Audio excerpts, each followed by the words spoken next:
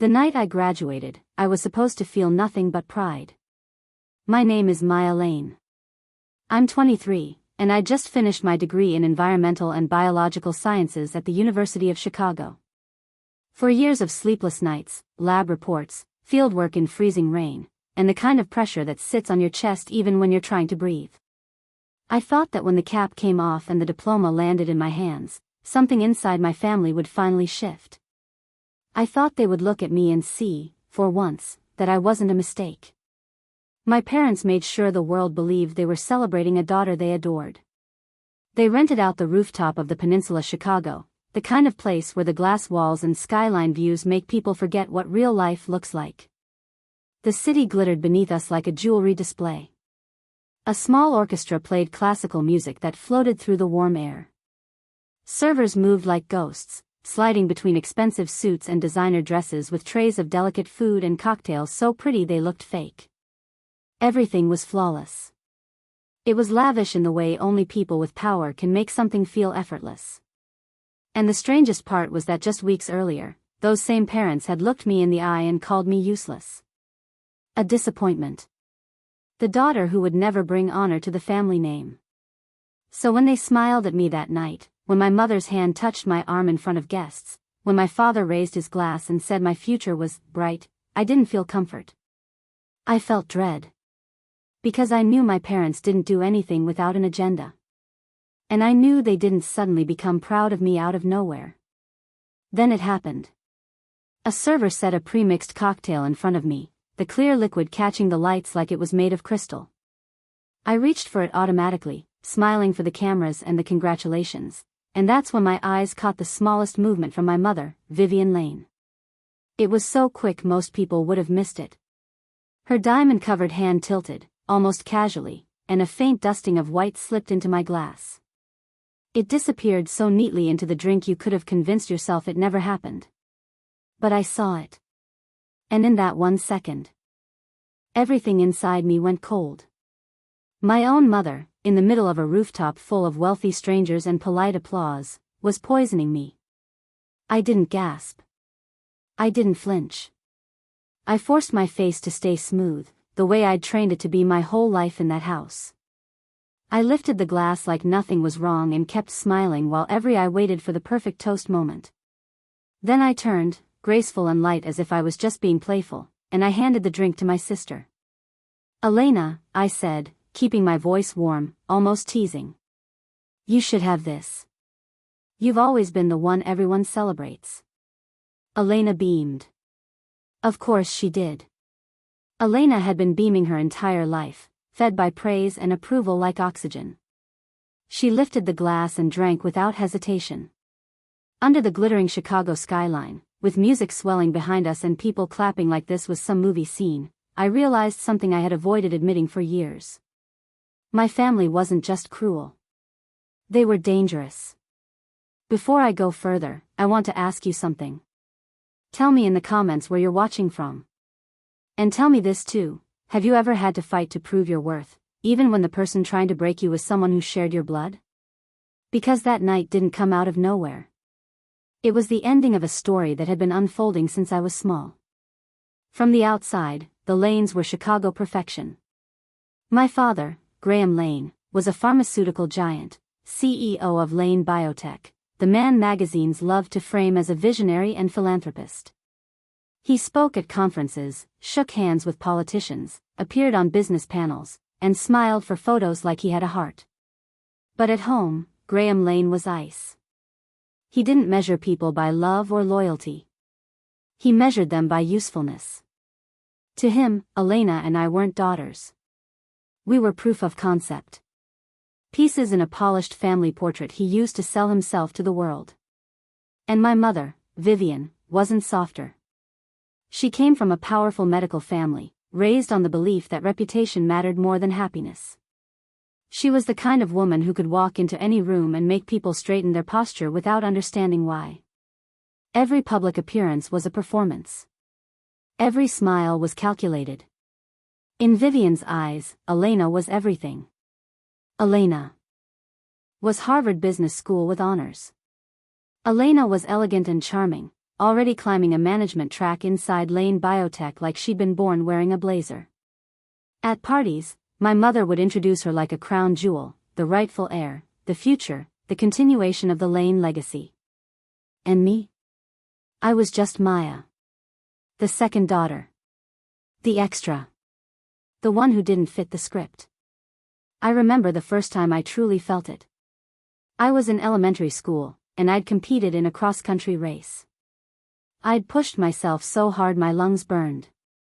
When they put the silver medal around my neck, I sprinted home, breathless, convinced my parents would be proud. I walked into the living room and found them celebrating Elena. Champagne popped. My mother laughed. My father looked pleased, because Elena had been chosen to play piano at some community event. I stood there with my medal clutched in my hand like it mattered. My father glanced at it for half a second and nodded. Good, he said. But don't fool yourself into thinking running will ever help your career. My mother didn't even turn her head. She was busy holding up a dress to check how it looked in the mirror. That was the moment something settled into my bones. In that house, praise had a price, and I didn't have the currency. By high school, the favoritism wasn't subtle. Elena was the star of everything. Debate captain. Tennis champion. Straight A's. Every achievement was framed, displayed, celebrated. The walls of our home were a shrine to her victories. I had straight A's too. I won awards too. I worked just as hard, maybe harder, because I was chasing a finish line that kept moving. But my awards went into drawers. Once, my sophomore year, my mother actually attended a science fair where I won first place in the state. My project was on how antibiotic contamination in water systems affects microbial ecosystems. I was shaking with excitement, waiting for her hug, desperate for her to look at me like I wasn't invisible. When they announced my name and cameras flashed, she leaned close, her lips near my ear, and whispered, "You look so sloppy." Not, "I'm proud." Not, "You did it." Just that. It carved the joy right out of me. My parents never cared what I wanted. They had already decided my life. I was supposed to study pharmaceuticals, join the company, become a researcher that supported Elena's leadership. I was supposed to be useful in the background, quiet and obedient. But I loved the environment. I loved ecosystems and fieldwork and the way science could protect people instead of exploiting them. I told them again and again that I wanted to study industrial waste and its impact on water and wildlife. My father dismissed it like I'd suggested a hobby. "That's for people who write pointless reports," he said. "Do something real. Contribute to this family." When I got into the University of Chicago for environmental studies, he exploded. He threatened to cut off my tuition. He told me I was embarrassing him. He told me I was choosing poverty and irrelevance. I didn't back down. Scholarships helped. Loans helped. Pride helped, too, because I'd rather struggle on my own than spend my life as Elena's shadow. The only person in that family who truly saw me was my grandmother, Rose. Rose Lane was the kind of woman my parents never talked about unless they had to. Decades before I was born, she'd been a brilliant chemist. Award-winning research. Breakthrough compounds.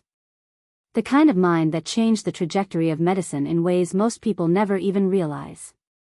And ironically, her early discoveries were part of what became the foundation for Lane Biotech. But if you looked at company history, at glossy brochures, at carefully edited biographies, her name was missing.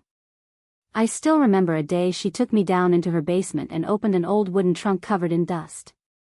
Inside were stacks of research notes in her handwriting, pages of formulas and trial data like hidden treasure.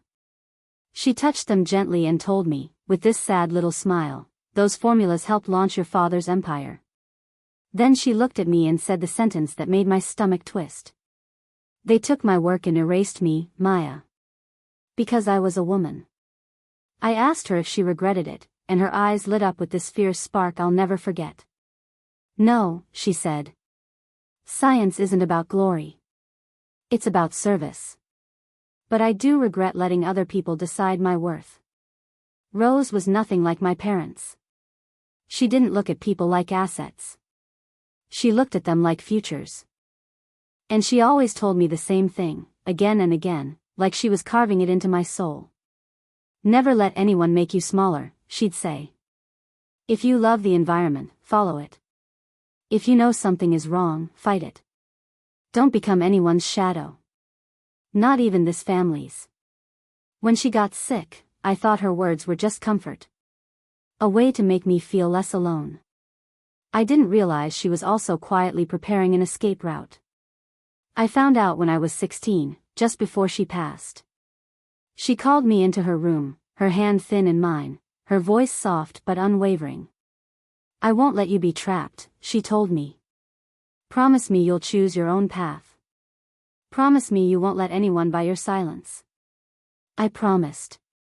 I didn't fully understand what she meant until later, when I learned she had created a trust fund in my name alone, $10 million, protected by independent trustees. The conditions were simple: it wouldn't be released until I graduated or turned 25, whichever came later. It wasn't just an inheritance. It was a key.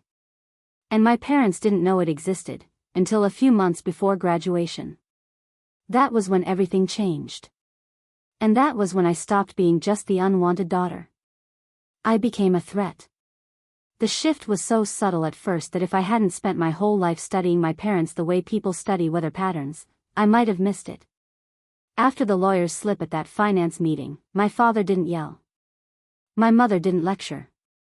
They didn't even confront me right away. They just recalibrated. And that terrified me more than screaming ever could. Because contempt I understood. Dismissal was familiar. But the quiet, watchful way they started looking at me? That was new. It wasn't, "You'll never be good enough," anymore. It was, "You're holding something we can't control." The next few weeks felt like walking through a house where the air had been replaced with glass. Everything looked the same. The furniture was the same. The family dinners happened on schedule. Elena kept talking about her work at the company like life was normal. But every time I entered a room, conversation stopped for half a second. My mother's smile would freeze like she'd forgotten how to wear it. My father's eyes would flick too. My hands, my bag, my phone, as if he expected to see evidence dangling from my fingers. They had finally realized what my grandmother had understood my entire life. If I had my own money, if I wasn't dependent, if I couldn't be threatened with being cut off, then I couldn't be controlled. And control was the only language my parents spoke fluently. What they didn't know, what they couldn't see yet, was that the trust fund wasn't even the biggest reason they should have been afraid of me. Because in my final semester at the University of Chicago, I found something else. Something that didn't just threaten their pride. It threatened their empire. Our environmental science department partnered with a local conservation agency for a field research project along the Calumet River, a waterway that cut through industrial zones on the south side. It had been documented for years as high risk for contamination, the kind of place where people shrugged and said, "Well, what do you expect?" like pollution was a natural feature instead of a crime. I chose that project partly because it mattered, and partly because something in my gut kept pulling me toward it. I'd grown up around pharmaceutical wealth and corporate polish. I'd learned early that what looked clean on paper usually wasn't clean in reality. At first, it was routine. Water samples. Sediment collection. Lab work. Numbers on screens. I measured pH, dissolved oxygen, heavy metals. I did what every student does when they're trying to turn data into meaning. Then the results started coming back wrong. Not, "a little concerning," wrong. Not, "maybe our equipment needs calibrating," wrong. Dangerous, wrong. Mercury levels that made my stomach drop. Lead concentrations that didn't just exceed guidelines, they mocked them. And then, as we ran deeper analysis, we started detecting traces of pharmaceutical compounds, synthetic molecules that didn't belong in a river. I recognized them the way you recognize a face you've seen in a nightmare. These weren't just random chemicals. They were signatures. The kind of compounds that show up when drug manufacturing waste isn't treated properly, when wastewater is dumped or, accidentally, released because someone decided the cost of proper disposal was too high. When I brought my findings to my supervising professor, he didn't look shocked. He looked tired. "We've suspected this," he said quietly. "For a long time. But suspicion isn't proof. Nobody's ever had enough consistent data to make it stick." I nodded, pretending my mind wasn't racing. Because my mind had already spoken the thought I didn't want to admit out loud. What if it's my father's company? I started mapping sample locations. I compared upstream and downstream data. I tracked how concentrations changed after rainfall, after industrial discharge windows, after certain times of day. I stayed late in the lab. I took on extra shifts in the field. I told my friends I was just trying to make my project solid, but the truth was I couldn't stop. The closer I traced the contamination, the more the river's story pointed toward one place. An industrial complex on the west side with a sign that made my heart slam against my ribs. Lane Biotech. West Facility. I stood there one afternoon staring at the gate, feeling like the ground had shifted beneath my feet. The company that paid for my childhood home, the company my sister worked for, the company my parents worshipped, was sitting like a giant metal mouth right beside the water, and the river was choking. I pulled the facility's public wastewater reports. They were immaculate. The numbers were so perfect they read like fiction. I'd interned in enough labs to know nothing operates flawlessly all the time. Perfection on paper usually meant someone was scrubbing reality clean. So I started collecting my own proof. Photos. Notes. Sample data stored in multiple places. Dates and times recorded down to the minute. I bought an encrypted drive and kept it tucked where no one would think to look. I didn't do it because I wanted to destroy my family. I did it because I couldn't unsee what I was seeing. And then came the final piece that made denial impossible. In samples taken just outside the facility gates, I detected a compound that wasn't on standard testing lists yet. New. Experimental. The kind of molecule you'd only know if you'd read internal research documentation. I knew it because I'd seen it before. It was tied to an experimental drug Lane Biotech had been developing, something my father's company was so proud of. It had been whispered about like a secret weapon in their pipeline. There was no innocent explanation for it being in that river. It hadn't wandered there. It had been put there. I remember sitting alone in my dorm room that night, staring at my data like it was a loaded weapon. My hands were shaking. My throat felt tight.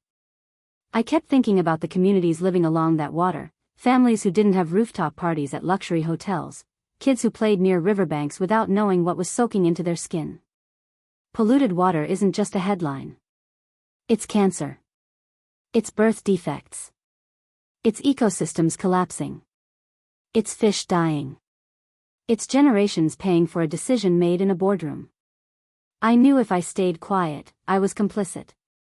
So I did something I had never done before. I confronted my parents. It happened during one of those rare dinners where we all sat together at the same table like we were a real family. Elena was there, talking about some new management initiative at the company. My father was sipping wine.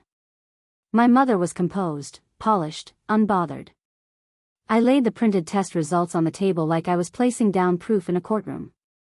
"I know what's happening at the West facility," I said, and my voice shook at first, but I forced it steady. "I have data. I have evidence. If it doesn't stop, I'm reporting it."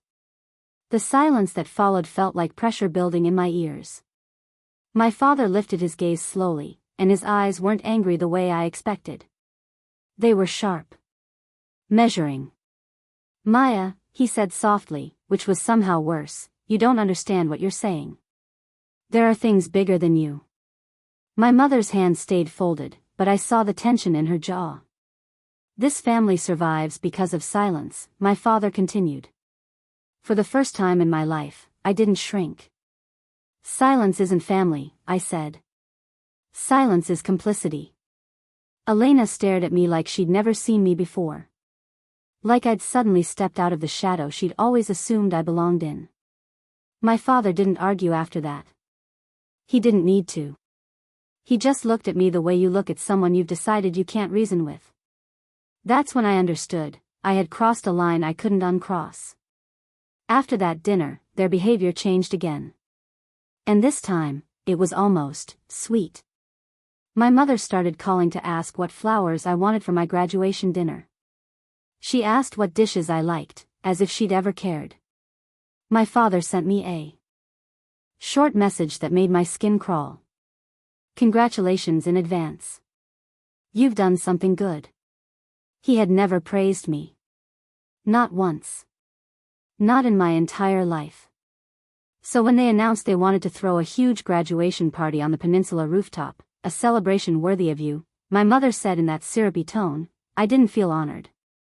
I felt hunted. In the days leading up to graduation, I protected myself the only way I knew how, by preparing for the worst.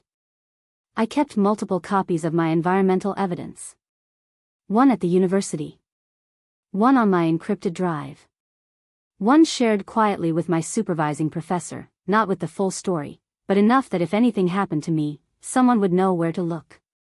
I didn't tell my closest friends. I didn't tell Elena. I couldn't risk anyone becoming collateral. Then, a few nights before graduation, I went home for dinner and accidentally overheard something that turned my fear into certainty. I was walking past my father's study when I heard my mother's voice, strained and worried. Graham, are you sure this is necessary? What if someone finds out? My father's response was low and sharp. Don't you get it? She already has enough evidence. Add the trust on top of that and she'll never depend on us again. She could bring the whole company down. My heart hammered so hard I thought they would hear it through the door. My mother sounded like she was trying to convince herself. But she's our daughter. There was a pause, and then my father said the sentence that made my blood turn to ice. She's a threat. And then, like he was discussing a business strategy, he laid it out. The plan is simple. Make her sick for a few days. Get her hospitalized. We handle paperwork while she's out of the way. And if the worst happens, his voice dropped lower, but it was still clear enough. If she dies before the trust is released, the money reverts back to us. I stood there frozen, sweat breaking over my skin, my body refusing to move because my mind was trying to process what my ears had just heard. My parents were planning to poison me. Not because they hated me in the emotional, messy way people imagine. But because they saw me as an obstacle. A liability. A loose end with evidence and independence. I backed away quietly and returned to the living room with a smile on my face, acting like my world hadn't just shattered. Elena sat beside me that night, chatting about work, asking me what I planned to do after graduation. She looked radiant, confident, untouched by the darkness behind our parents' closed doors. And that's when something complicated twisted inside me. I resented her, yes. For being adored. For being protected. For never having to fight for scraps of approval. But I also realized she wasn't part of the plot. She didn't know. She was still just another piece on the board, only she didn't realize the hands moving her were the same hands that were about to try to erase me. By the time graduation day arrived, the world looked bright from the outside. Smiles. Photos. Congratulations. But for me, it felt like standing at the edge of a cliff with my parents behind me, both hands on my back. The party wasn't a celebration. It was an execution dressed in silk. And I was walking into it alone, carrying the truth like a fire in my pocket, praying I'd find a way to keep it from burning me alive. The night of the party arrived with a kind of beauty that felt almost cruel. When the glass elevator opened onto the rooftop of the peninsula, warm air rushed over me, heavy with perfume and polished wealth. Golden lights wrapped around marble columns. White tablecloths glowed beneath crystal centerpieces imported from who knows where. A jazz ensemble played softly, the music drifting into the night and blending with the hum of the city below. From the outside, it looked like a perfect celebration of a daughter's success. To me, it felt like stepping into a carefully staged trap. Chicago stretched out beneath us, all glass and steel and ambition. The same city that praised my parents as visionaries had no idea it was standing under the shadow of their crimes. Guests flowed in wearing smiles that cost more than my first year of tuition. Business partners, attorneys, industry executives, even a few journalists from financial magazines, invited under the excuse of celebrating family values. I spotted my two closest friends immediately. They looked slightly out of place, their rented outfits stiff, their expressions tight with nerves. When they saw me, they rushed over and hugged me hard, whispering congratulations like they were afraid to speak too loudly in this world. I smiled back, grateful in a way words couldn't explain. They were proof that not everyone in my life saw me as disposable. But even as I talked with them, I could feel my parents watching. Not casually. Not proudly. Predator still. Every time I shifted, their eyes followed. Every laugh I let out, every glass I touched, every step I took across the rooftop, they tracked it. If I moved toward the railing, they subtly repositioned themselves. If I joined another group, my father would drift closer under the guise of greeting someone. They weren't here to celebrate me. They were here to monitor me. I caught sight of my father leaning toward Gerald, the company's longtime attorney. Gerald nodded once, his gaze sliding toward me with the detached look of someone evaluating a problem that needed to be solved. That look sent a chill down my spine. Gerald had spent decades shielding the company from scrutiny, smoothing over investigations, making problems disappear. If he was here tonight, this wasn't just a party. Elena appeared at my side, radiant as always. She tapped my arm lightly with her glass and laughed. "Everyone keeps asking me what you're doing next," she said. "Mom and Dad won't stop bringing it up. Why are they so obsessed?" I met her eyes and saw the faint unease beneath her confidence. She didn't understand what was happening, but she could feel the tension, like static in the air. "They probably want to make sure I don't embarrass the family," I said carefully. She frowned. "Isn't this supposed to be your moment? Why don't they ask if you're happy?"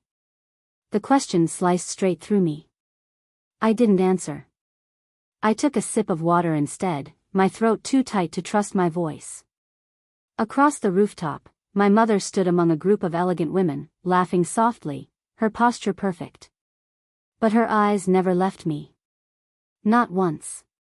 Her smile looked practiced, almost waxy, like a mask she'd worn so long it had fused to her skin. I took a slow breath and reminded myself of one thing. I knew. I knew what they were planning. I wasn't walking in blind. The evening shifted into its formal phase. Lights dimmed slightly, focusing attention toward the center. Tables. Guests settled, glasses clinked, phones were discreetly raised. The music softened into background elegance. My father stood. The sound of applause rose automatically, trained by reputation alone. He smiled, warm and proud, the same smile that once made me believe he loved me. "This," he said, gesturing as servers approached with a wooden box, "is a bottle reserved for the most special moments in our family." The box opened to reveal a deep red wine displayed like a relic. "Maya graduates today," he continued. "Her future is bright. And nothing could be more fitting than sharing this rare wine together." More applause. More cameras. More illusions. I watched closely as he waved off the servers and opened the bottle himself. He poured each glass with deliberate care. One by one, measured and precise. When the glass was placed in front of me, I leaned forward slightly. That's when I saw it. In the deep ruby liquid, something caught the light. A faint shimmer. Tiny particles not fully dissolved. My heartbeat thundered in my ears. Just enough to make her sick. Hospitalize her. Time to move the assets. I forced my hand to steady as I wrapped my fingers around the stem. I smiled. I glanced up. My mother pretended to chat, but her knuckles were white around her glass. My father lifted his, waiting. In that moment, I leaned subtly toward my friend beside me and tapped her hand under the table. She looked at me, eyes questioning. Record, I whispered. Everything. She didn't hesitate. She slipped her phone onto her lap, angled just enough, and pressed record. To Maya, my father announced. The cheer rippled across the rooftop. I lifted my glass. Elena smiled at me, bright and trusting, completely unaware of the poison meant for my veins. I turned toward her. My sister has supported me through every hard moment, I said, my voice soft, sincere enough to convince anyone listening. I want to share this with you. I handed her the glass. Applause followed immediately. Guests smiled, touched by the gesture. Someone murmured about sisterly love. Elena laughed. You didn't have to do that. She drank. I lifted the clear glass in front of her and took a small sip myself. In that instant, my parents' faces drained of color. My mother half rose from her seat, her hand twitching like. She wanted to grab the glass back, but she froze. Cameras were everywhere. Eyes were everywhere. They couldn't stop it. Elena finished the drink and smiled. It's really good. The band resumed playing. Conversations picked back up. The moment passed, on the surface. But I watched my parents. Their smiles trembled. My father's jaw tightened. Gerald leaned in and whispered urgently, his face pale. I set my glass down carefully and laced my fingers with my friends under the table. It's done, I whispered. Now they have to react. Minutes ticked by. At first, Elena was fine. Laughing. Shaking hands. Talking about company projects like nothing in the world could touch her. My parents hovered close, their eyes glued to her movements, fear flickering beneath forced composure. Then I saw it. Elena placed a hand over her chest. I feel a little dizzy, she said lightly, trying to smile. Within moments, sweat beaded along her hairline. Her color drained. Her breathing hitched. Someone asked if she was okay. I think something's wrong, she whispered. And then she collapsed. The party erupted into chaos. Screams. Chairs scraping back. Someone shouting to call an ambulance. I dropped to my knees beside her as people crowded around, panic spreading like fire. My heart twisted painfully. No matter how complicated our relationship was, seeing her like that hurt. But then the truth surged back. This was meant for me. I leaned toward my friend again. Send the video, I said quietly. Back it up. Everywhere. Sirens wailed through the night as paramedics rushed in. Elena was loaded onto a stretcher, her skin ghostly pale, her heartbeat erratic. Heart arrhythmia, one medic shouted. Possible poisoning. I stepped forward. Tell the doctors to look for an experimental compound, I said clearly. Cyclopentylamine derivative. It causes rapid cardiac instability. The medic stared at me, startled by my certainty. Are you sure? Yes, I said. If you don't act fast, you'll lose her. He relayed the information immediately. Behind me, my mother's voice cracked. Maya, what are you saying? Don't accuse your own family. I turned slowly. Everyone here saw who poured the wine, I said calmly. If there's nothing to hide, you shouldn't be afraid. Silence fell. Eyes shifted. Whispers started. The ambulance doors closed, sirens screaming into the night. I followed. Because if I didn't tell the truth first, they would twist it. And this time, I wasn't going to let them. The emergency room was a blur of fluorescent light and controlled chaos. The moment the ambulance doors swung open, doctors and nurses surged forward, voices overlapping, hands moving with practiced urgency. Elena was rushed down the corridor, her body rigid, her skin pale in a way that didn't look human anymore. Monitors beeped sharply, the rhythm uneven, alarming. I stayed close, my step steady even though my chest felt like it was caving in. They hooked her up to machines, inserted 4 lines, oxygen mask pressed to her face. Her heartbeat spiked and dipped erratically across the screen like it couldn't decide whether to fight or give up. One of the doctors frowned at the preliminary results. "This looks like chemical poisoning," he said, his tone shifting from routine to serious. I didn't hesitate. "It's likely tied to an experimental compound," I said. "Cyclopentylamine derivative 47. It was suspended in internal trials because it caused severe arrhythmia and respiratory failure." The room went still for half a second. The doctor turned sharply toward me. "How do you know that?" "Because I've been investigating Lane Biotech for months," I answered. "And because these symptoms match exactly what the compound does." There was no time for disbelief. The doctor nodded once, already turning to his team. "Prepare the antidote protocol immediately." As they moved, police officers stepped into the emergency room, their presence cutting through the noise like a blade. One of them addressed my parents, who had arrived pale and shaken, their polished masks finally cracking. "There is suspicion of intentional poisoning," the officer said firmly. "We need statements." My father stepped forward, his voice tight. "This is unnecessary. My daughter simply had a drop in blood pressure." The doctor cut him off without even looking at him. "This is not a simple fainting episode. We're dealing with toxic exposure." The officer nodded. "Then this is now a criminal investigation." Every eye in the room shifted. For the first time in my life, my parents didn't look powerful. They looked trapped. Elena stabilized slowly.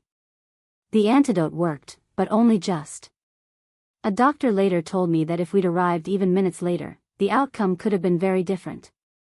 "You saved her life," he said quietly. "Without that information, we wouldn't have known what to treat."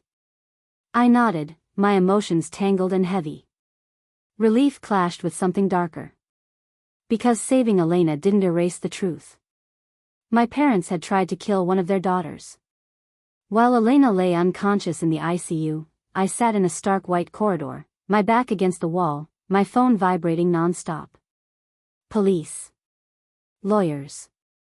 Journalists. Word spread fast when a pharmaceutical heiress collapsed from suspected poisoning at a luxury graduation party. Within 24 hours, federal agents were involved. They didn't come just because of the poisoning. They came because it cracked something open. Search warrants were issued. Lane Biotech headquarters was raided. Boxes of files, hard drives, and sealed evidence were carried out under the glare of cameras. The empire my parents had spent decades polishing was suddenly exposed to daylight. Toxicology reports confirmed what I already knew. The compound in Elena's blood matched an experimental drug that had been quietly shelved after internal trials showed severe risks. None of those side effects had ever been disclosed to regulators. Then came the email. An anonymous message sent directly to investigators from a former company scientist. We were forced to falsify data. We hid adverse reactions. I still have the original reports. That single message unraveled everything. Investigators uncovered hidden archives inside the company's servers. Documents showing executives ordering staff to erase lab animal deaths, suppress toxicity warnings, manipulate trial outcomes. My father's name appeared again and again, signed beneath directives that traded human safety for profit. And it didn't stop there. Environmental investigators followed the trail I had started. In a warehouse outside the city, they found untreated chemical waste buried underground, shipping records forged to deceive regulators. The same compounds poisoning the river were sitting there, silent and lethal. The video my friend recorded at the party became critical evidence. It showed my mother's hand, the tilt of her wrist, the subtle drop into the glass. Forensic analysis confirmed traces of the compound inside. When I sat in the interrogation room, I didn't raise my voice.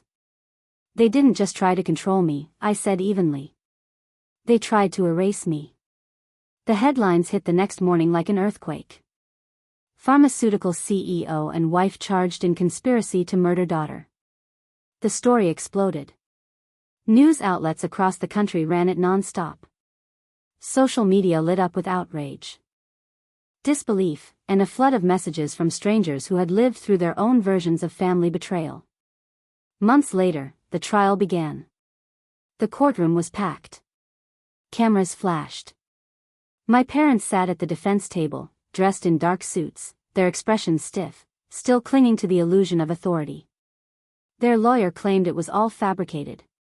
That I was unstable. That I was motivated by money and resentment. But the evidence spoke louder than any narrative. The video. The toxicology. The falsified data. The environmental damage maps lighting up the courtroom walls. And finally, Elena took the stand. Her voice shook, but her words didn't. "I drank that glass," she said. Within minutes, I thought I was going to die. The silence that followed was absolute. When the final email was presented, my father's directive ordering all adverse data eliminated, the defense collapsed. The verdict came swiftly. Guilty on all counts. Conspiracy. Fraud. Environmental crimes. As the judge read the sentence, long-term federal prison, assets frozen, the company dismantled, I closed my eyes. Not out of sadness. Out of release. After the trial, the noise slowly faded. The empire that once towered over me was gone. I moved into my grandmother's lakeside house, the one place that had ever felt safe. Elena moved in too, quieter now, changed. One evening, she looked at me and said, "I can't go back to who I was. I want to protect people, not profit." We built something new there. Not perfect. But honest. And for the first time in my life, I woke up without fear. Here is part 4 of your rewritten script. When you're ready for the final section, just say, "Continue." The emergency room was nothing but harsh light and relentless noise.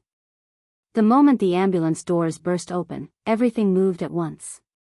Doctors and nurses swarmed Elena, their voices overlapping as they rushed her through swinging doors.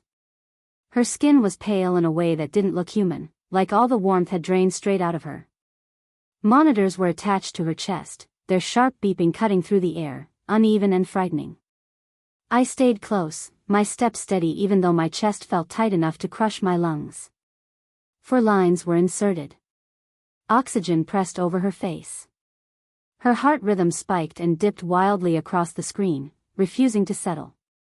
One of the doctors frowned as he studied the readings. "This looks like chemical poisoning," he said, his voice losing its clinical calm. I didn't hesitate for a second. "It's likely an experimental compound," I said firmly. "A cyclopentylamine derivative. It causes rapid arrhythmia and respiratory failure." It was suspended in internal trials. The doctor turned sharply toward me. "How do you know this?" "Because I've been investigating the company," I replied. "And because these symptoms match exactly." There was no time for doubt. He nodded once and barked orders to his team. "Prepare the antidote protocol. Now." As they rushed to act, 2 police officers stepped into the emergency room. Their presence shifted the atmosphere instantly. One of them turned toward my parents, who stood rigid and pale, their polished composure finally cracking. "There is reason to believe this was an intentional poisoning," the officer said. "We'll need statements." My father stepped forward, his voice sharp and defensive. "This is absurd. My daughter simply fainted." The doctor didn't even look at him. "This is not a fainting episode. This is toxic exposure." The officer nodded. "Then this is a criminal matter." For the first time in my life, my parents looked powerless. Elena's condition stabilized slowly. The antidote worked, but barely. A doctor later told me that if we'd arrived even a few minutes later, she might not have survived. "You saved her life," he said quietly. "Without your information, we wouldn't have known what to treat." I nodded, relief and bitterness twisting together inside me. Saving Elena didn't erase the truth. It only made it impossible to deny. While Elena lay unconscious in the intensive care unit, I sat alone in the hospital corridor, the fluorescent lights buzzing overhead. My phone vibrated constantly. Police. Attorneys. Reporters. The story was already spreading, faster than I could process it. Within a day, federal agents were involved. Search warrants were issued. Lane Biotech headquarters was raided. Box after box of files and hard drives were sealed and carried out under the watch of cameras. The company my parents had built their identity around was being dismantled piece by piece. Toxicology results confirmed everything. The compound found in Elena's system matched an experimental drug the company had quietly shelved after discovering severe side effects. None of those risks had ever been reported to regulators. Then came the email. An anonymous message sent directly to investigators from a former company scientist. We were ordered to falsify the data. Adverse reactions were erased. I still have the original reports. That single message tore the facade apart. Investigators uncovered hidden archives inside internal servers. Documents showed executives instructing staff to destroy evidence, alter results, and bury warnings. My father's name appeared again and again, signed beneath orders that valued profit over human life.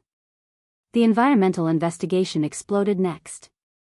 In a warehouse outside the city, authorities uncovered buried toxic waste, untreated and illegally stored. Shipping records had been falsified to deceive regulators. The same compounds poisoning the river were sitting there, silently leaching into the ground. The video my friend recorded at the party became a turning point.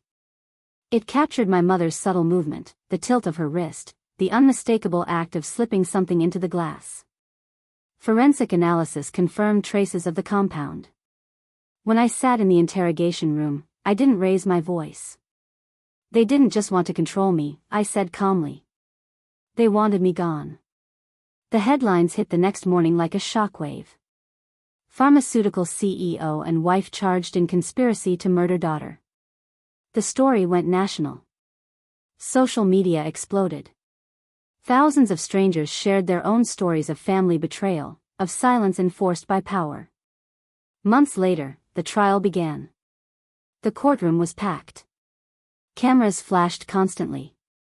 My parents sat at the defense table in dark suits, their faces rigid, still clinging to the illusion of authority. Their attorney claimed I was unstable. That I fabricated everything for money and revenge. But the evidence was overwhelming.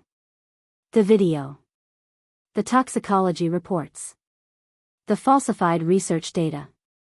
The environmental damage maps lighting up the courtroom screens. And then Elena took the stand. She looked smaller than I remembered, still recovering, but her voice didn't waver. I drank that glass, she said. Within minutes, I thought I was going to die. The courtroom fell completely silent. When the final email was presented, my father's directive ordering all adverse reaction data eliminated, the defense collapsed. The verdict came quickly. Guilty on all counts. Conspiracy. Financial fraud. Environmental crimes. As the judge read the sentence, long-term federal prison, assets frozen, the company dismantled, I closed my eyes. Not out of grief. Out of release. After the trial, the noise slowly faded. The empire that had once overshadowed my entire life was gone. I moved into my grandmother's lakeside house, the one place that had ever felt safe. Elena moved in too, quieter now, changed. One evening, she looked at me and said softly, I can't go back to who I was. I want to protect people, not profit. And for the first time in my life, I believed her. We were finally free. The silence after everything ended felt unreal. For months, my life had been noise. Sirens. Courtrooms. Reporters shouting questions I refused to answer. My phone buzzing at all hours with people who suddenly wanted my story, my pain, my face on their platform. And then, almost abruptly, it stopped. The verdict had been delivered. The company dismantled. The empire erased. There was nothing left for the world to dissect. What remained was me. I left my small downtown apartment and moved into the old lakeside house my grandmother had left behind.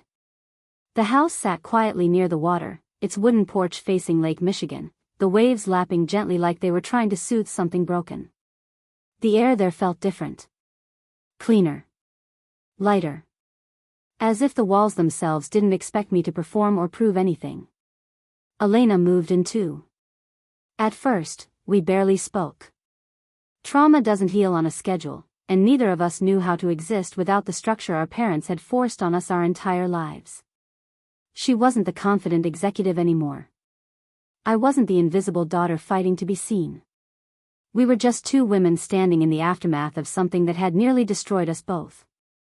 One morning, as sunlight spilled across the kitchen floor, Elena broke the silence. "I can't go back," she said quietly, staring into her coffee. "I can't pretend none of this happened." I waited. "I'm applying to law school," she continued. "Environmental law. I want to protect people. I want to hold companies accountable so no one else grows up poison and silence the way we did." I looked at her, really looked at her, and felt something shift. The resentment I'd carried for so long finally loosened its grip. Elena hadn't betrayed me out of cruelty. She'd been molded by fear and expectation, just like I had. The difference was that now, she was choosing differently. We built a new routine together. Mornings with coffee on the porch. Barefoot on cool wood. Evenings filled with quiet work and long conversations that didn't revolve around approval or ambition. For the first time, family felt like something gentle instead of suffocating. With the portion of my inheritance returned by the court, I made a decision that felt inevitable. I didn't keep it for myself. Instead, I created the Community Renewal Foundation. The money went toward restoring polluted waterways, funding medical care for communities harmed by industrial dumping, and providing scholarships for students pursuing environmental science, public health, and law. It wasn't charity. It was accountability. Action was the only thing that made the nightmares fade. Knowing that something good was growing from the damage my family had caused helped me breathe again. As time passed, invitations started arriving. Conferences. Panels. Universities. People wanted me to speak about corporate ethics, environmental justice, and the cost of silence. At first, the thought terrified me. I'd spent my whole life trying not to be noticed. But one crisp autumn morning, standing in a hall in Geneva filled with scholars and activists, I realized something. My voice was no longer something to hide. When the microphone warmed beneath my hands, I spoke the truth simply. "I used to believe family meant safety," I said. "That blood would protect blood. I learned the hard way that it doesn't always work like that." The room went still. "Love without respect is not love," I continued. "And silence in the face of harm is not loyalty. The truth, no matter how painful, is the strongest antidote we have." I didn't tell my story to earn pity. I told it for the people sitting quietly in the audience who had grown up afraid to speak, afraid to leave, afraid to choose themselves. Thunderous applause followed, but what stayed with me wasn't the sound. It was the feeling that my grandmother would have been proud. Not because I won, but because I didn't let myself disappear. Back home, Elena received her law school acceptance letter. We celebrated with cheap takeout and laughter that felt lighter than anything we'd known growing up. We weren't competing anymore. We weren't begging for approval. We were allies. One evening, as the sun dipped low and painted the lake in shades of gold and red, Elena squeezed my hand and said, "From now on, we protect each other." I smiled, watching the water ripple in the fading light, and felt something I hadn't felt in years. Freedom. Not just freedom from my parents. Freedom from fear. Freedom from the belief that my worth had to be granted by someone else. My story ends here, but the message doesn't. Blood does not equal love. Real family is made of those who respect you, who protect you, and who don't demand your silence in exchange for belonging. And the truth, no matter how dangerous it feels, will always be stronger than control.